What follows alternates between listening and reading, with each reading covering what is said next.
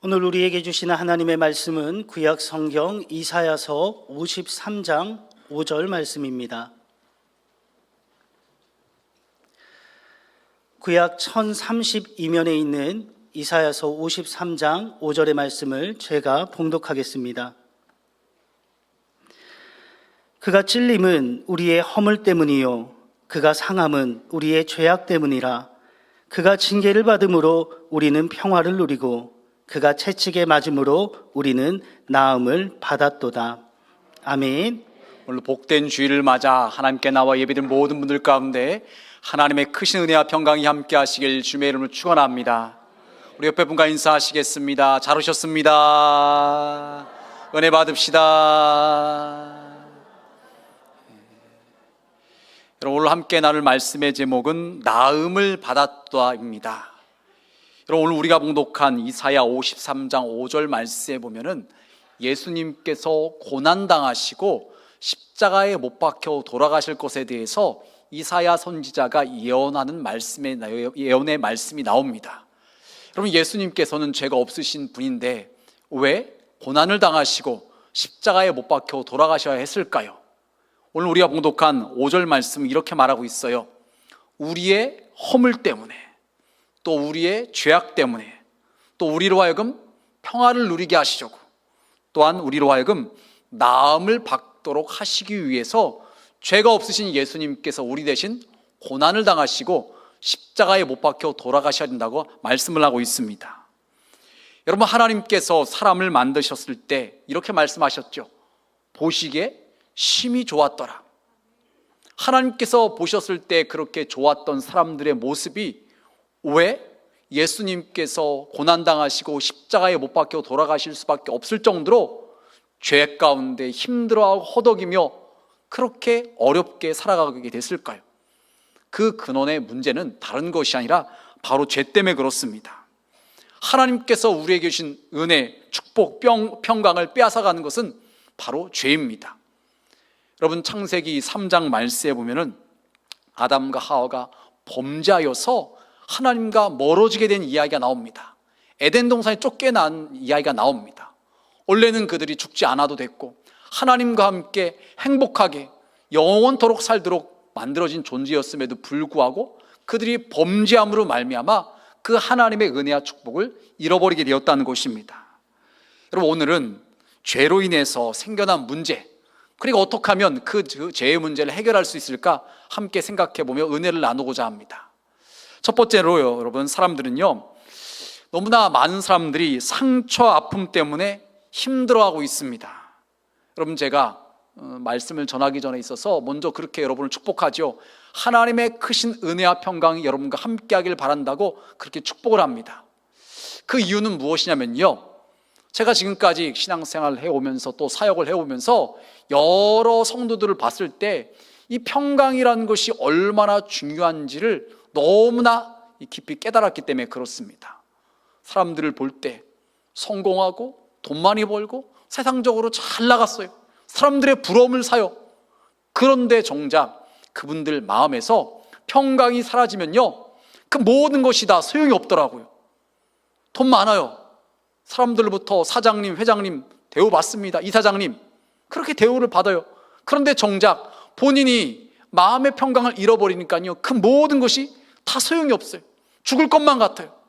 그래서 늘 힘들고 괴롭고 불행하게 느끼고 그렇게 살아가는 것이 바로 평강을 잃어버린 사람들의 모습이라는 것입니다. 여러분, 혹시 여러분은 그렇지 않으신가요? 많은 분들이 평강을 잃어버리고 힘들어합니다. 겉으로는 웃고 있는 것 같은데 속으로는 울고 있어요. 그 마음이 답답하다고 그래요. 죽을 것만 같다고 그래요. 우울함을 호소합니다. 불안하다고 합니다. 잠을 못 이룹니다.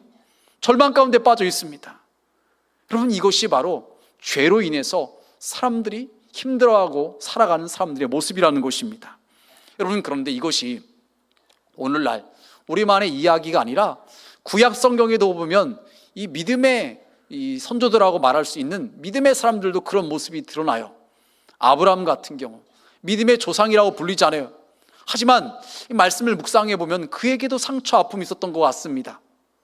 그가 자신의 아내를 누이라고 말합니다. 여러분, 아내를 누이라고 말하는 거 일반적인 이야기가 아니잖아요. 좀 특별한 이야기잖아요. 왜 아브라함은 자신이 살겠다고 아내를 누이까지라고 말했을까? 아마도 그가 인생을 살아오면서 너무나 죽음에 대한 두려움이 있었던 것이 아닌가, 뭔가 말 못할 아픔이 있었던 것은 아닌가, 그런 것이 그에게 상처가 되어서 자신이 또 이 가나안 땅에 왔을 때, 애굽으로 갔을 때 자신을 목숨을 잃을까 봐 두려워서 아내를 갖다가 아내라고 말하지 못하고 누이라고 말합니다. 여러분, 그런데 이것이 아브라함만의 이야기가 아니라 그의 아들 이삭도 동일하게 말합니다. 우리 창세기 26장의 말씀에 보니까 7절 말씀에 그는 내 누이라 하였으니 이렇게 말합니다. 부전차전이라고 아들 이삭도 아버지처럼 자신이 살겠다고 아내를 갖다가 누이라고 말합니다. 그도 두려움이 있었던 것 같아요. 그도 뭔가 상처가 있었기 때문에 아내를 아내로 말하지 못하고 누이라고 말했던 것이, 아브라함도 그렇고 이삭도 그렇고 이러한 상처가 있었어요. 여러분, 그런데 그들만 그런 것이 아니라 그들의 아들인 야곱도 그럽니다. 야곱이 바로 앞에 섰을 때 바로 앞에서 이렇게 말을 합니다. 우리 창세기 47장 9절에 보니까 험악한 세월을 보내온 나이다. 야곱의 인생, 자신의 지난 날들을 뒤돌아봤을 때 너무나 힘들었다는 거예요. 형을 속이고 아버지를 속여서 대신 축복 기도를 받았잖아요. 그 일로 인해서 형에게 죽임을 당할까 봐 두려워서 밧단 아람으로 외산 집으로 도망갑니다. 도망갈 때는 며칠 안 있다가 엄마가 불러서 다시 고향으로 돌아올 줄 알았어요. 그런데 그 세월이 무려 20년이라는 시간이 흐릅니다. 20년이라는 시간 동안 외삼촌 집에 갔으면 외삼촌이 불쌍히 여겨주셔서 지금 잘 해주고 좀 해주면 얼마나 좋겠어요. 그런데 그런 것이 아니라 사기꾼을 만난 거예요. 자기가 형과 아버지를 속였는데 이 외삼촌이라는 사람을 라반은요, 사기꾼 중에 사기꾼이에요. 품삯을 10번이나 속입니다. 자신의 딸을 야곱의 아내를 주겠다고 해놓고서 라헬이 아니라 레아를 먼저 줍니다. 속임을 당하는 것이 한두 번이 아니에요. 너무나 고생했어요.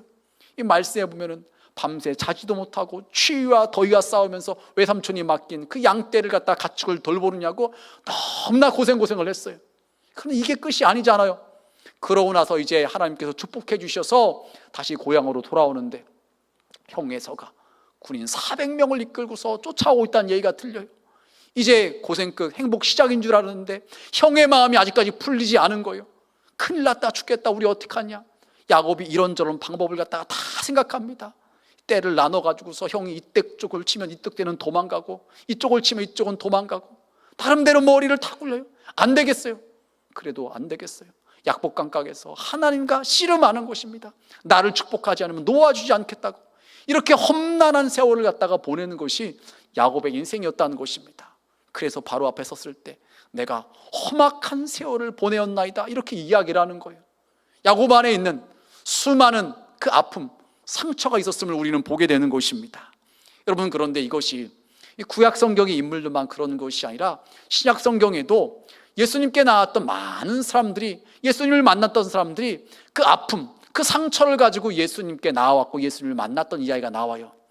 특별히 우리가 잘 알고 있는 사마리아의 수가성 우물가의 여인, 그 여인은요, 남을 만나는 것을 꺼리는 여인이었기 때문에 남의 시선이 두려워서 남들이 잘 다니지 않는 정오에 햇볕이 가장 내리쬐는 그 시간에 우물가에 물을 기르러 왔던 여인이에요. 그만큼 상처가 있고 아픔이 있었기 때문에 남과 교제하는 것이 싫었던 여인입니다. 여러분, 그런 여인뿐만 아니라 이 거라사 지방에 군대 귀신 들린 사람의 이야기를 보면요, 그 귀신이 이름이 군대라고 말할 정도로 많은 귀신이 그에게 들어가서 그는 일상생활을 할 수가 없었어요.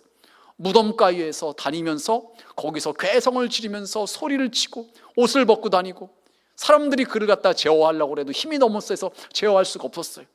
예수님을 만나고서 예수님께서 귀신을 내쫓아주시자 그 귀신이 돼지떼 2,000마리에 들어가서 낭떠지로 떨어져서 다 몰사하게 됩니다. 여러분, 그러니 그의 생활이 온전할 리가 없었죠. 너무나 안타깝고 불쌍한 인생이었습니다. 여러분, 이것이 성경에 나오는 수많은 사람들의 이야기라는 것이 혹시 여러분 가운데 그렇지는 않은가요? 죄로 인해서 힘들고 괴롭고 아파하고 속상하고 낙심되고 좌절하고 죽을 것만 같은 그런 인생을 살아가고 있지는 않은가요? 여러분, 이것이 왜 그런 것입니까? 죄 때문에 그렇다는 것입니다. 그래서 두 번째 말씀인데요, 죄는 우리에게 상처와 아픔을 낳고 관계를 파괴하며 결국 죽음에 이르게 한다는 것입니다. 여러분, 창세기 3장에 보면 아담과 하와가 하나님께서 먹지 말라고 말씀하신 선악과를 먹는 이야기가 나오죠. 마귀가 찾아와서 하와를 유혹해요. 하나님같이 된다. 저거 먹으면 나도 하나님같이 돼. 그 유혹에 넘어가서 하와가 선악과를 먹고 또 자신의 남편에게도 주어서 먹게 합니다. 결국 죄를 짓고 그 죄로 인해서 에덴 동산에서 쫓겨나게 되고 죽지 않아도 될 그들이 죽음을 보게 된 것입니다. 여러분, 마귀는요, 이처럼 우리에게 찾아와서 우리로 하여금 죄를 짓게 만들고 하나님과 멀어지게 하는 일을 만드는 것입니다. 또한 더 나아가서 마귀는요, 심지어 하나님의 아들이신 예수님께도 찾아와서 예수님을 갖다가 시험하고 유혹합니다. 예수님께서 40일 동안 금식하셔서 배가 고프실 때 돌을 떡으로 명해서 먹으라고 유혹합니다. 부귀영화를 보여주고 유혹을 합니다. 세상 권세로 유혹을 합니다. 그럼 이것이 바로 마귀가 하는 일이에요. 그래서 성경은요, 마귀가 하는 일에 대해서 이렇게 이야기를 합니다. 우리 요한복음 10장 10절 말씀 함께 봉독하시겠습니다. 도적이 온 것은 도둑질하고 죽이고 멸망시키는 것뿐이요. 아멘. 여러분, 도적은 마귀를 말하고 있어요. 마귀는 우리에게 찾아와서 하나님께서 우리에게 주신 은혜와 축복을 뺏어가요. 도둑질하는 것입니다. 그리고 멸망에 이르게 만들려고 하는 거예요. 이 땅에서 죄짓고 살다가 하나님과 상관없이 살다가 공고한 인생, 내 인생 이것이 무엇인가, 나는 비참해, 나는 불행해, 이렇게 생각하며 살게 만들다가 마지막에 영원히 꺼지지 않은 지옥불에 들어가게 만드는 것이 바로 마귀의 목표라는 것입니다. 여러분, 그래서 이 마가복음 9장에 보면 이런 말씀이 나와요. 귀신 들린 아이의 아버지가 예수님께 도움을 얻으려고 아이를 데리고 옵니다. 그때 예수님께서 물어요. 이 아이가 언제부터 이랬냐고. 그러자 그 아버지가 하는 말이 어릴 때부터 그랬다고 말하면서 귀신이 이 아이를 불에도 들어가게 하고 물에도 들어가게 했다는 거예요. 쉽게 말해 뜨거운 불 속에 뛰어들어서 죽게 만들고, 물 속에 들어가서 물에 빠져 숨 못 쉬어 죽게 만들고, 오늘날 우리로 말한다면 고층 아파트에서 뛰어내리게 만들어서 죽게 만들고, 이 자살 충동을 갖게 만드는 거, 자해하기 싶은 마음을 만들고 하는 거, 이게 다 마귀가 주는 그런 마음이라는 것입니다. 여러분, 그런데 이런 것이 마귀가 하는 일인데, 마귀는 이 정도로만 끝나는 것이 아니라 더 나아가서 관계를 파괴시켜 만들어요. 관계를 파괴시켜요. 첫 번째로는요, 하나님과의 관계가 깨어지게 만듭니다. 여러분, 에덴 동산에서 아담과 하와가 선악과를 먹기 전에 그들은 어떤 삶을 살았는가요? 하나님과 직접 대면하면서 지냈어요. 하나님과 대화를 나누면서 하나님과 동행하는 삶을 살았어요. 너무나 그들의 삶은 부족한 것이 없고 포식의 힘이 좋았던 너무나 축복된 인생이었던 것입니다. 하지만 그들이 선악과를 먹은 이후에 어떻게 되었는가요? 창세기 3장 10절 말씀에 보니까 두려워하여 숨었나이다 라고 이야기를 해요. 죄를 짓고서 불안한 거예요. 두려운 거예요. 그래서 하나님을 피해서 나무 뒤에 숨었던 것입니다. 하나님과의 관계가 깨어진 거예요. 하나님과 아버지와 자녀로서의 관계였는데, 친밀한 관계였는데, 이제는 하나님과 멀어지고 하나님과 원수가 된 관계가 되고 하나님과 사이에 담이 쳐지게 되었다는 것이에요. 이게 바로 죄의 결과인데, 마귀는 우리에게 찾아서 이렇게 죄를 짓게 만들어서 하나님과의 관계를 파괴시킨다는 것이에요. 여러분, 두 번째로는요, 사람과의 관계도 깨어지게 합니다. 여러분, 아담과 하와가 처음에 만났을 때 아담이 하와에 대해서 뭐라고 말했는가요? 이는 내 뼈 중에 뼈요 살 중에 살이로다. 너무나 멋지고 아름답고 로맨틱한 사랑의 고백을 했잖아요. 그런데 그가 선악과를 먹은 이후에 어떻게 이야기를 합니까? 3장 12절 말씀에 보니까 여자, 그가 그 나무 열매를 내게 줌으로 내가 먹었나이다. 책임을 전가하는 거예요. 하나님께서 아담아, 너 먹지 말라고 했는데 왜 그거 먹었니라고 물으시자 하나님께서 주신 여자, 하나님에게 책임을 전가하고 그 다음에 그 여자가 내게 줘서 내가 먹었어요. 저 안 먹으려고 그러는데 저 여자가 꼬셨어요. 이렇게 말을 하고 있는 것입니다. 아내와의 관계도 깨어지게 되어버린 것입니다. 여러분, 이것이 바로 마귀가 우리 가운데 찾아와서 한 일이라는 거예요.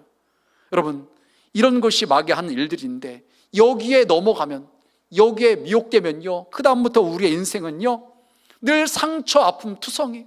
행복을 잃어버려요. 평안을 잃어버려요. 인생의 무거운 짐을 다 짊어지고 살아갈 수밖에 없게 된다는 것입니다. 여러분, 그렇다면 우리는 어떻게 해야 될까요?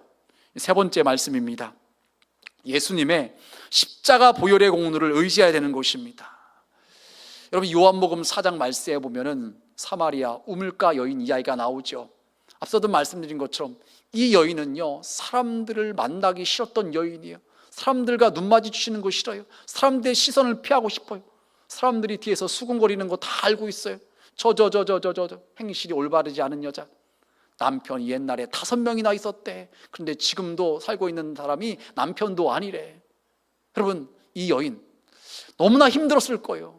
여러분, 여러 사람과 그렇게 만났다는 거, 이건 축복이 아니라요, 이 표현이 죄송하지만 저주일 수 있어요.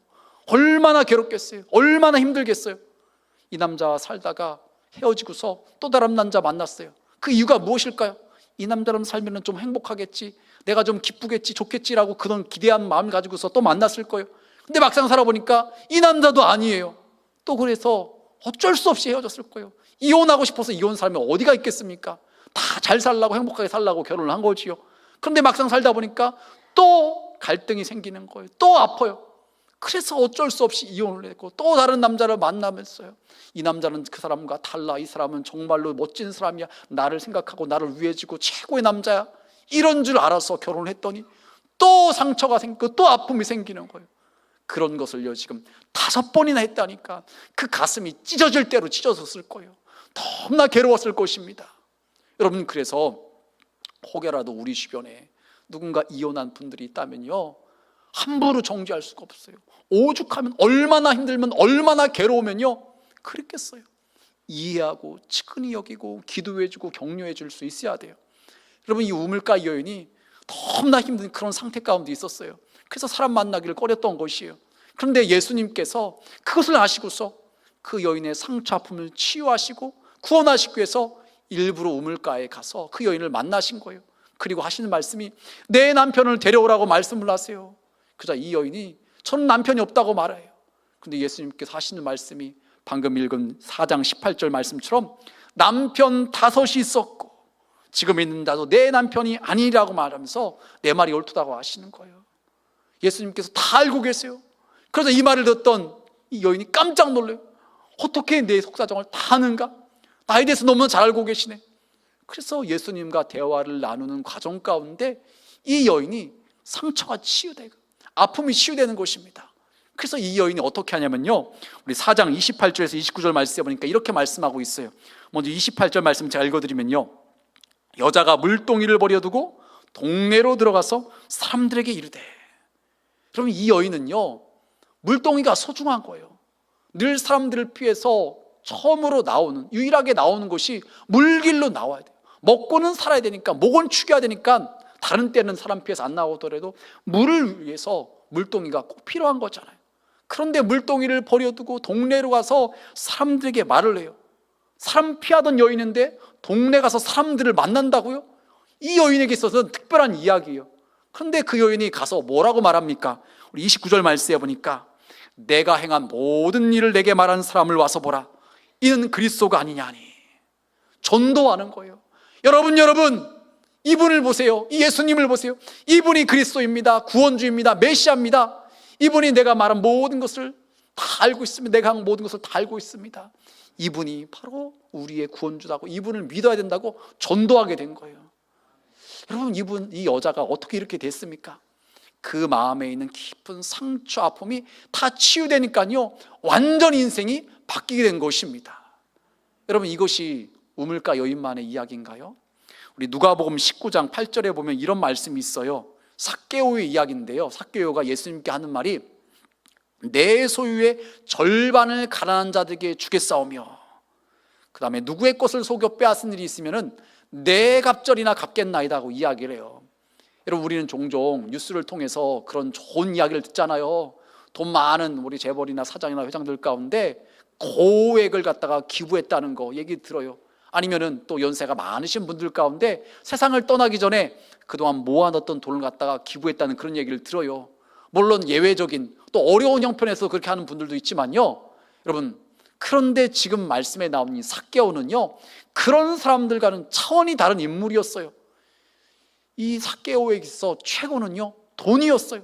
돈밖에 모르는 사람이었어요. 그래서 사람들에게 손가락질을 받아는 그런 세리 일을 했던 거예요. 그 당시 세리는요, 자신의 동족인 유대인들에게 세금을 걷는데 정해진 세금보다 더 많이 걷어요. 그래서 일부는 자기가 갖고 조금만 로마에다 바쳤던 사람이에요. 그러니까 유대인들로부터 손가락질을 받고 죄임 취급받았던 사람이 바로 세리였어요. 그런데 그 일에 더욱더 열심을 냈기 때문에 세리장까지 되었던 거죠. 그런 그가, 돈밖에 모르고 돈이면 최고라고 여겼던 그가 지금 말씀에 나온 것처럼 자신의 소유를 팔아서 절반을 가난한 자들에게 주겠다고 이야기를 합니다. 그리고 누구의 것을 속여 빼앗은 일 있으면 4배로 갚겠다고 이야기를 해요. 삭개오가 완전히 바뀌어진 것입니다. 그러면 이게 어떻게 가능케 된 일이었을까요? 그동안 삭개오는요, 사람들로부터 쉽게 말해 왕따를 당했다고 말할 수 있어요. 뒤에서 수군거리고 함께 해주지도 않고 손가락질하고 저 죄인, 저 세리, 매국노, 이런 평가를 받았던 인물이었는데 예수님께서 삭개오야 속히 내려오라, 내가 오늘 내 집에 유하여야겠다, 이 말씀을 하신 거예요. 너무나 좋은 거죠.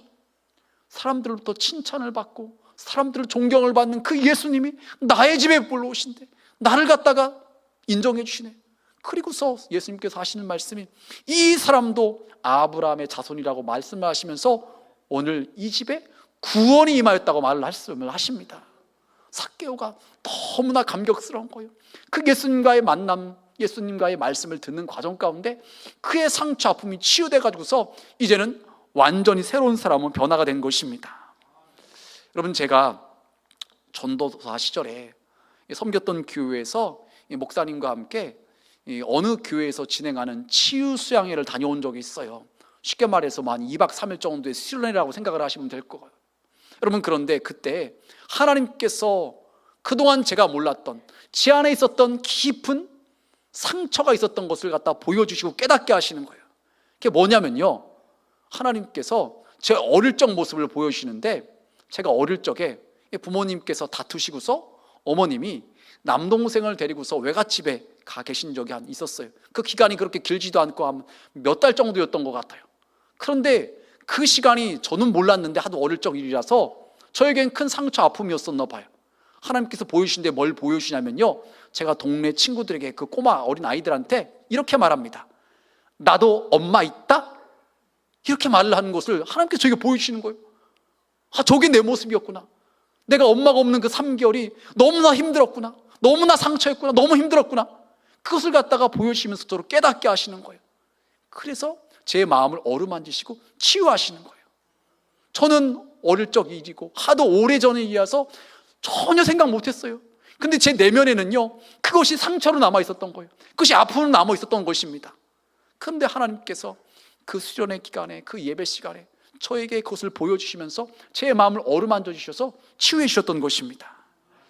여러분, 이처럼 우리는요, 지나온 시간 동안, 특히 그 어린 시절, 사춘기 시절에 우리 부모로부터 받았던, 혹은 우리 가까운 사람부터 받았던 상처, 아픔이 있어요. 이것을 우리는 그렇게도 말하죠. 트라우마라고 말하기도 하고, 어르신들은 한이라고도 표현하기도 하고.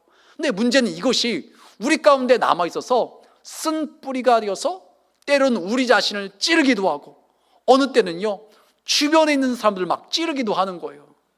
여러분, 그래서 주변의 분들 가운데 유난히 이 사람들과 많은 갈등을 빚고 적이 많은 사람들, 심지어 가족들도 고개를 절레절레 흔드는 사람들, 이 왜 그럴까요? 그만큼 상처, 아픔이 많은 거예요.